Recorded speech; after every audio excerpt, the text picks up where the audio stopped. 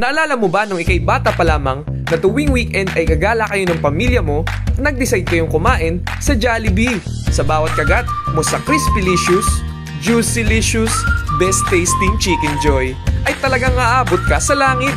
Kasi nangangalahati ka na, di mo na namamalaya na tuwalya pala ang kinakain mo. Grabe, ang dami ko nang nakain. What's up and welcome sa Milkshake Recaps. Today, pag-uusapan natin ang childhood mo, yung history ng Jollibee at kung ano-ano pa. Babala dahil may nakakatakot na part dito, let's go! So ano nga ba si Jollibee sa childhood natin? Siya ay isang pulang bubuyog na walang panusok, kawawa ka naman. Isang fast food chain na ginusto ng maraming kabataan kasi masarap yung manok, yung gravy, pero bilang bata ito talaga yung target ko palagi, yung palaruan.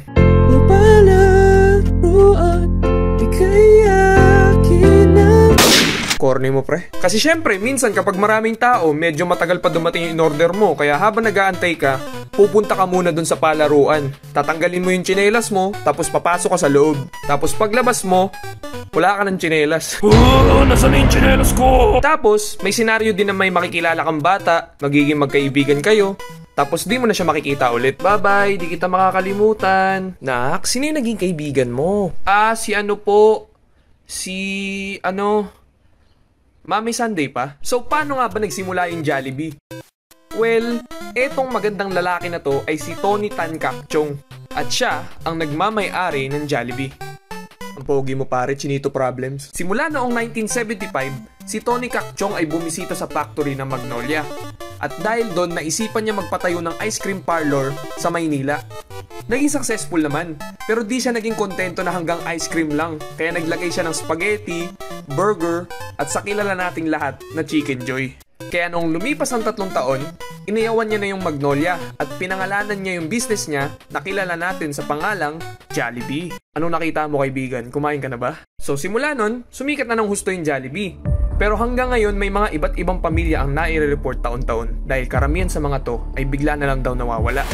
Isa to sa mga nakakagulat na balita dito sa Pilipinas at ang dahilan sa pagkawala nila ay dahil nakatayo sila sa mahabang pila ng Jollibee. Ganun sila kalupit pare. Sa pagsikat ng Jollibee kahit sa ibang bansa nakapagpatayo na din sila ng iba't ibang branch. Kaya yung mga foreign YouTubers ay ginagawa yung content para gatasan ng mga kapwa natin Pinoy. At walang masama doon kasi hanggat nakaka-entertain sila ng mga Pinoy, walang problema. And yeah, tinutukoy kita Project Nightfall, shoutout sa'yo. Sa sobrang lakas ng Jollibee, lahat ng kakompetensya niya ay natatalo tulad ng McDo. Pero, isa din sa mga rason dito ang pagbili ni Kak Chong ng mga iba't ibang restaurant tulad ng sikat na Mang Inasal, Greenwich, Red Ribbon at Chowking. Talagang napakalupit nitong si Kak Chong makipagnegosasyon. Dahil marami siyang pera, binili niya na lang ang mga kakompetensya. Napapaligiran ka na namin! Oo nga, sumuko ka na. Anong sinasabi nitong mga batang to? Hey mga kids! Huwag kayong magsalita ng ganyan sa boss nyo!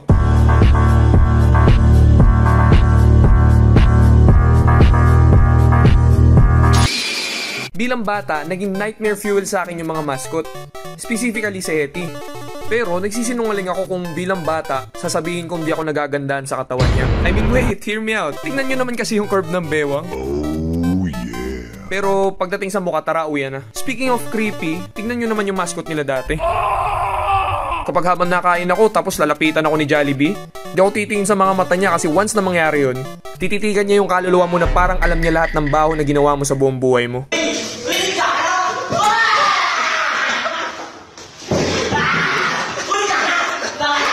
So tulad nga ng sinabi ko nung una, isa siyang bubuyog pero walang panusok kasi akala ko may kapansanan lang siya. Pero nagbago yung isip ko kasi may nakita akong post na isa daw siyang langaw.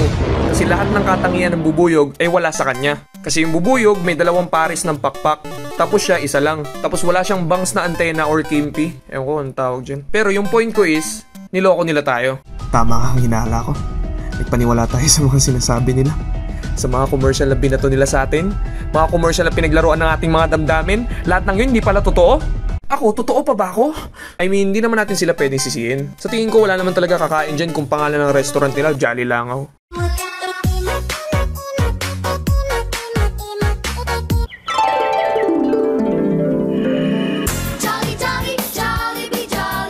So yeah, meron din silang palabas sa TV tuwing weekend na ang tawag ay Jollytown, na ginusto na maraming kabataan. In fact, pinapapanood pa nga to ng mga magulang nila para sa bawat senaryo ng buhay ay alam nila yung gagawin. Tulad ng episode na to na tungkol sa isang batang madamot na ang tawag ay tinapay. So yung batang to may hawak na tinapay. Kinurusunadahan ng classmate niya yung pagkain niya, kaya niya nilalayo. May oras din na nanghihiram yung kaklase niya ng laruan. Pero bigla niya siyang iiwasan. Pwede bang mahiram? Ay, Pipo, kailangan ko nang umuwi. Hinahantay na ako ni Mami eh. Sa next scenario naman, yung batang to may hawak na baon ulit. Naamoy ng mga kaklase niya yung pagkain kaya nilapitan siya at nakipagnegosasyon sila na makipagpalitan ng baon. Bigyan ka rin ng mga baon namin. Ayoko nga. Kulang pa nga sa akin to eh. So nung di pumayag yung bata, nagsumbong mga kaklase niya kay Jollibee. Ba't kaya ayaw mag-share ni Bong?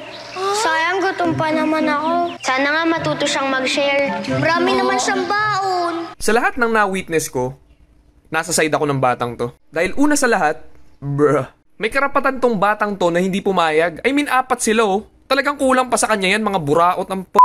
Pangalawa, alam ko sasabihin nyo sa akin, milkshake, makipagpalitan naman sila ng baon. Mas sulit yun kasi 4 sila. E di mas marami siya makukuha. Well, ang sagot ko dyan is bullshit. Mga sinungaling tong batang to. I mean, bakit kayo nagsumbong kay Jollibee na nagugutom kayo? Sayang, gutom pa naman ako. E di ibig sabihin, wala din kayong baon. Saka sabi nyo na sa kaklase nyo na makikipagpalitan kayo ng baon, mga scammer palang mga buraot na to. Kaya pala nung una, umiiwas kasi alam ng bata yung karakas nyo. Shoutout sa magulang ng batang to, pinalaki nyo na maayos yung anak ninyo. Kaya minsan, akala masama magdamot. Pero, isa rin yun sa mga choice na pwede mong gawin para di ka samantalayin ng ibang tao. Mindset ba? Mindset? Sa ibang episode naman, may mga school supplies na nagsasalita. Humingi sila ng tulong kay Jollibee kasi di nagawa ng module yung estudyante. Kaya pinuntahan nila yung bahay.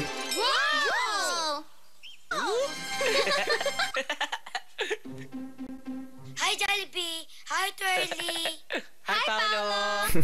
Pag ako mag-isa sa kwarto ko tapos lilitaw si Jollibee, di magiging ganyan yung reaction ko, promise. Imagine mga 6 feet na mascot sa kwarto mo.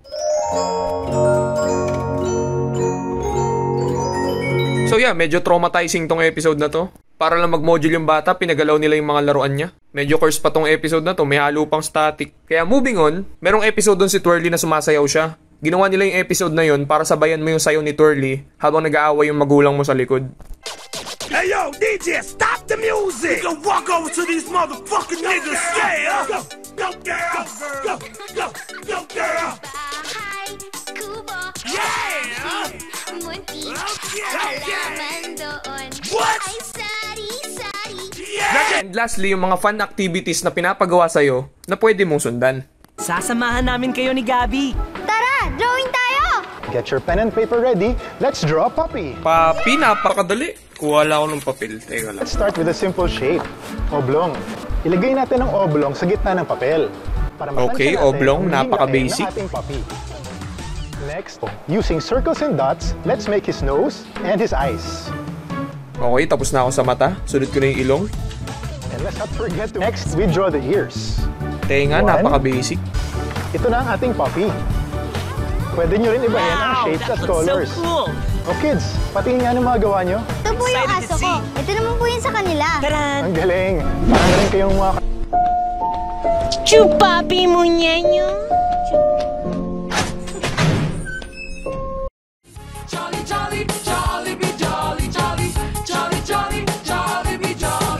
Halina't magsaya, si Tessa at bibig na laging kakaiba. Kumikebot-kebot pa, Jolly, Jolly, Jollibee, Jolly, Jolly, Jolly, Jolly, Jollibee, Jolly. Okay!